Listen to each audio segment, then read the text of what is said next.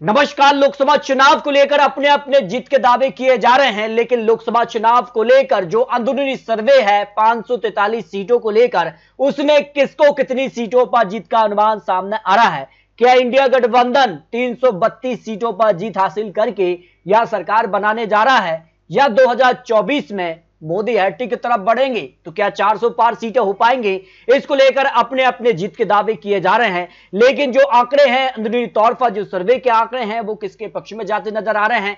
इसके बाद खलबली दिखाई दे रही है। एनडीए वर्सेस इंडिया गठबंधन की अब सीधी टक्कर हो चुकी है, और इसके बाद जो एग्जिट पोल के आंकड़े हैं वो क्या हो सकते हैं, इसको लेकर भी महत्वपूर्ण आंकड़े यहां पर निकलकर सामने आ रहे हैं। 1 जून यहां पर एग्जिट पोल और 4 जून को परिणाम सामने आ जाएंगे, लेकिन जो आंकड़े हैं वो किसके पक्ष में जा रहे हैं। हर एक राज्य के आंकड़े निकलकर सामने आ रहे हैं, किस राज्य में किसका पलड़ा भारी हो सकता है और किसे कितने सीटों पर जीत का अनुमान यहां दिखाई दे रहा है। तो शुरुआत कर लेते बिहार की 40 लोकसभा सीटों के लिए, जहां काफी हलचल देखने को मिली है।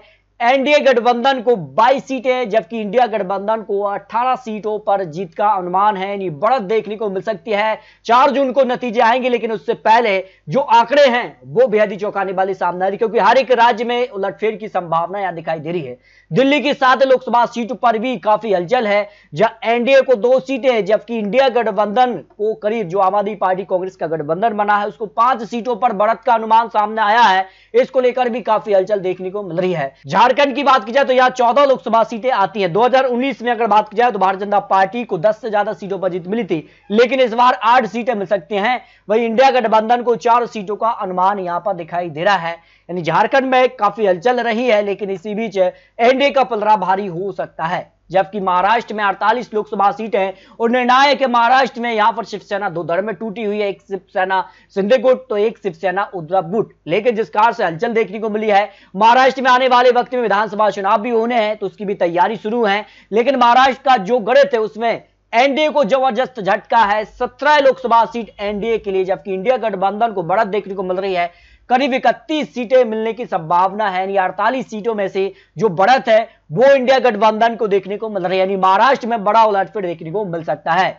वही उड़ीसा की 21 लोकसभा सीट की बात की जाए तो यहां त्रिकोणीय टक्कर में सीधे तौर पर यहां पर बीजू जनता दल के पक्ष में आंकड़े दिखाई दे रहे हैं। 12 सीटों पर बीजू जनता दल को जीत की संभावना हो सकती है, बढ़त देखने को मिल सकती है। 7 सीटों पर एनडीए और 2 सीटों पर इंडिया गठबंधन को भी बढ़त देखने को मिल सकती है, जो आंकड़े निकलकर सामने आ रहे हैं। वही वेस्ट बंगाल की अगर बात की जाए तो 42 लोकसभा सीटें आती हैं, और यहां सीधी टक्कर दिखाई दे रही है ममता बनर्जी और यहां पर भारतीय जनता पार्टी के बीच। लेकिन ममता बनर्जी की जो पार्टी है टीएमसी, वो काफी आगे दिखाई दे रही है। 32 सीटों पर बढ़त का अनुमान है, जबकि एनडीए का 10 सीटों पर अनुमान है। 2019 में करीब 18 सीटों पर जीत मिली थी, लेकिन इस बार जो है सीटें कम हो रही हैं, जो आंकड़े यहां निकलकर सामने आ रहे हैं।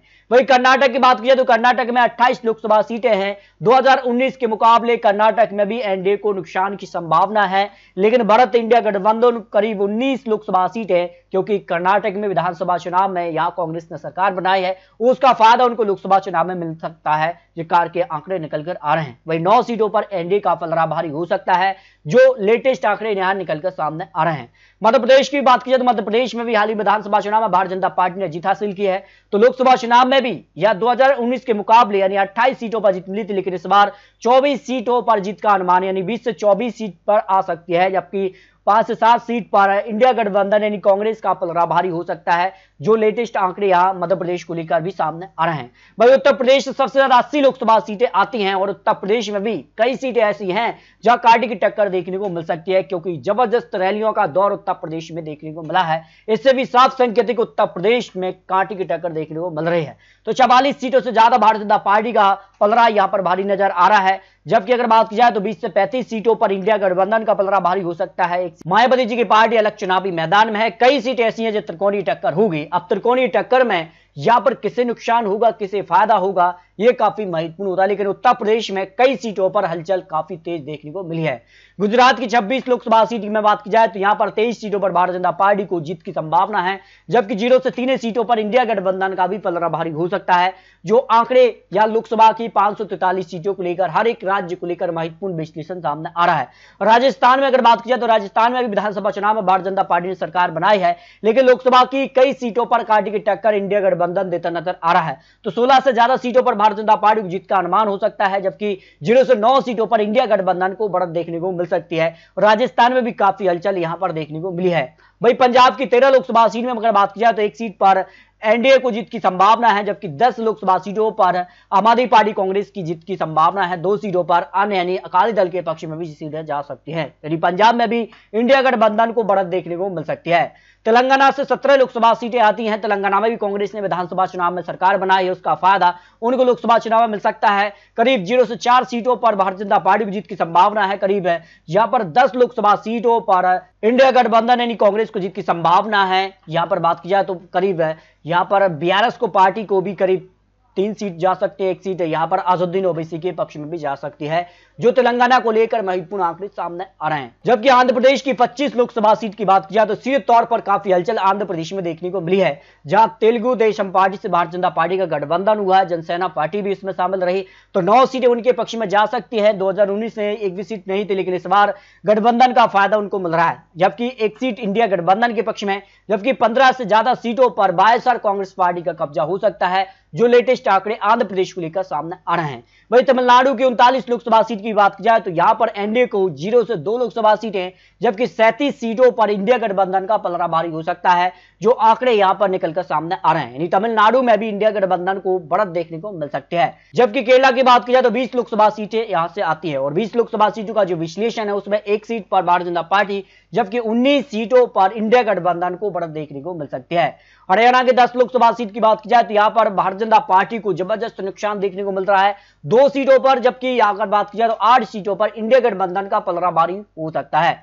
जम्मू और कश्मीर से यहां पर बात की जाए तो 6 लोकसभा सीटें आती हैं। 2 सीट पर एनडीए और 4 सीट पर इंडिया गठबंधन का पलड़ा भारी हो सकता है, जो लेटेस्ट आंकड़े 2024 को लेकर लोकसभा की 543 सीटों पर सामने आ रहे हैं। हिमाचल प्रदेश की यहां पर मंडी लोकसभा सीट भी काफी महत्वपूर्ण चर्चित सीट रही है। उत्तराखंड की 5 लोकसभा सीट में से 4 सीट पर भारतीय जनता पार्टी, जबकि 1 सीट पर ही इंडिया गठबंधन को जीत का अनुमान सामने आ रहा है। छत्तीसगढ़ की 11 लोकसभा सीट में से एनडीए को 8 लोकसभा सीट, जबकि इंडिया गठबंधन का 3 सीटों पर ही पलड़ा भारी हो सकता है। गोवा की 2 लोकसभा सीट की बात की जाए तो यहां पर 1 सीट पर एनडीए तो 1 सीट पर इंडिया गठबंधन को जीत की संभावना है। 2019 में भी एक सीट यहां पर मिली थी, लेकिन अब की बात क्या गोवा में दोनों सीटों पर एनडीए का कब्जा होगा या फिर इंडिया गठबंधन का, ये काफी महत्वपूर्ण होता है।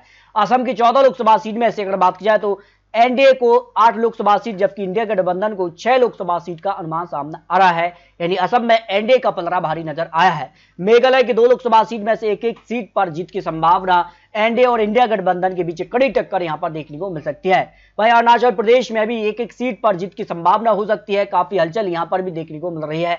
और मणिपुर की 2 लोकसभा सीट में से दोनों सीटों पर इंडिया गठबंधन का पलड़ा भारी नजर आ रहा है। मणिपुर जो घटनाक्रम देखने को मिला, उसके बाद मणिपुर में एनडीए को यहां पर कुछ सीट का नुकसान दिखाई दे रहे हैं। पौंडीचेरी की 1 सीट पर भी इंडिया गठबंधन का पलड़ा भारी हो सकता है। चंडीगढ़ की 1 सीट पर भी यहां पर बात की जाए तो इंडिया गठबंधन का पलड़ा भारी है। और हरियाणा और पंजाब की राजधानी है, और ऐसे में जिस कारण से यहां पर मेयर चुनाव में भी काफी हलचल हुई थी, उसका भी नुकसान यहां पर दिखाई दे रहा है।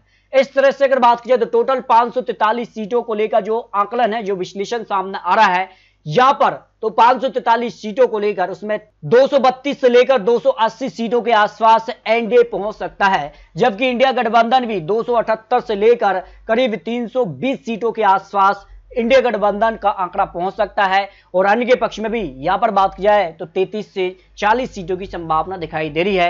यानी बहुमत का आंकड़ा एनडीए के पास भी दिखाई दे रहा है, इंडिया गठबंधन के भी यहां पर पार दिखाई दे रहा है। 272 पर पूर्ण बहुमत सरकार बन जाती है। लेकिन जिस कार से हलचल देखने को मिली है, कई सीटें ऐसी हैं जहां पैच फंसा हुआ है, जो कि 4 जून को ही पता लगेगा कि उन सीटों का फाइनल आंकड़ा क्या होगा, क्योंकि हार और जीत के बीच जो मार्जिन होगा वो काफी कम होगा। अब वो मार्जिन किसके पक्ष में जाएगा, किसके खिलाफ जाएगा, उसके बाद जो गणित है वो पूरी तरह से बदल सकता है। तो 272 का पूर्ण बहुमत का जो आंकड़ा है, क्या एनडीए को मिलेगा या इंडिया गठबंधन को मिलेगा, ये 4 जून को पता लगेगा। लेकिन जिस कार की हलचल लोकसभा चुनाव को लेकर लगाई जा रही है, जिस कार के अंदरूनी सर्वे तौर पर आ रहे हैं, और जिस कार से सोशल मीडिया पर भी काफी हलचल बढ़ चुकी है, ऐसे में माना जा रहा है कि लोकसभा चुनाव में यहां पर हर एक फेज में कांटे की टक्कर देखने को मिली है।